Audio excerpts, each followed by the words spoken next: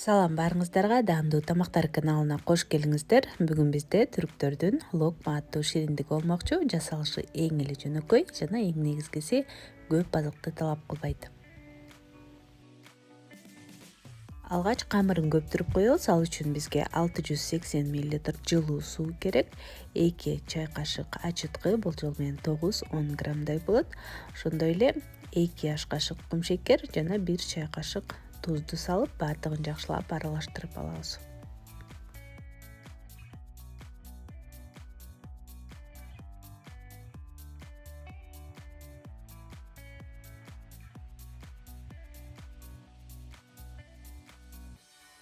Эми 700 грамм эленген унду 2 бөлүп салып, камырыбызды жууруп алабыз. Камыр суюгураак болот, андыктан мен венчиктин жардамы менен эле баардыгын аралаштырып алдым.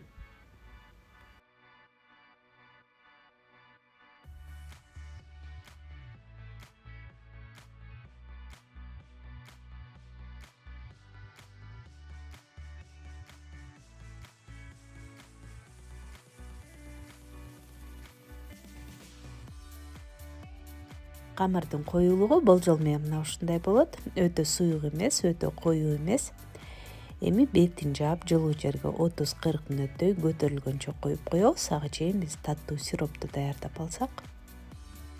Ал үчүн бизге 400 грамм кумшекер жана 350 мл муздак суу керек. Баардыгын жакшылап аралаштырып, отко коебуз. Кааласаңыз 1 кесим лимон кошуп койсок да болот.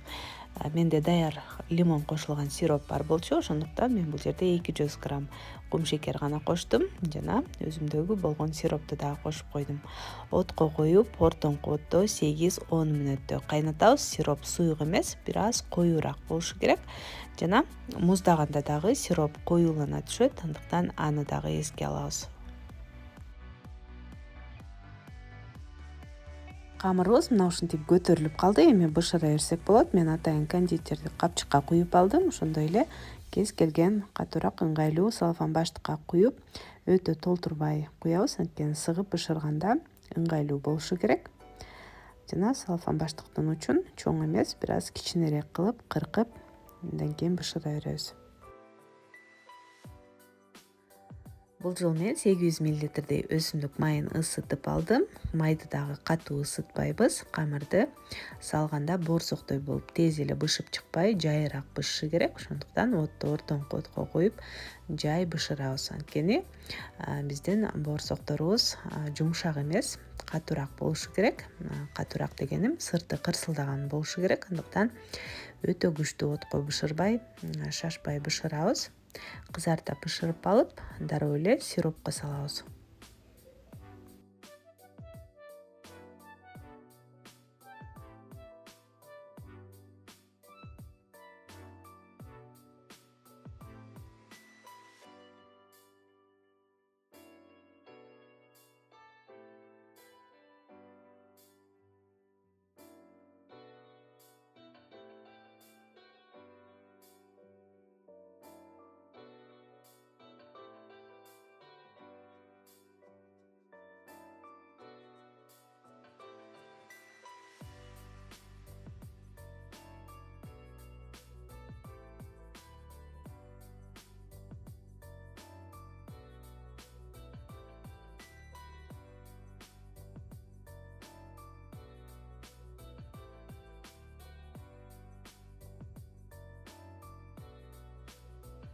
Сироп муздаганда дагы бир аз коюулана түштү, бирок өтө коюу дагы болбошу керек. Баардыгын жакшылап аралаштырып, сиропту бир аз сарыктырып, башка идишке чыгарып кое беребиз.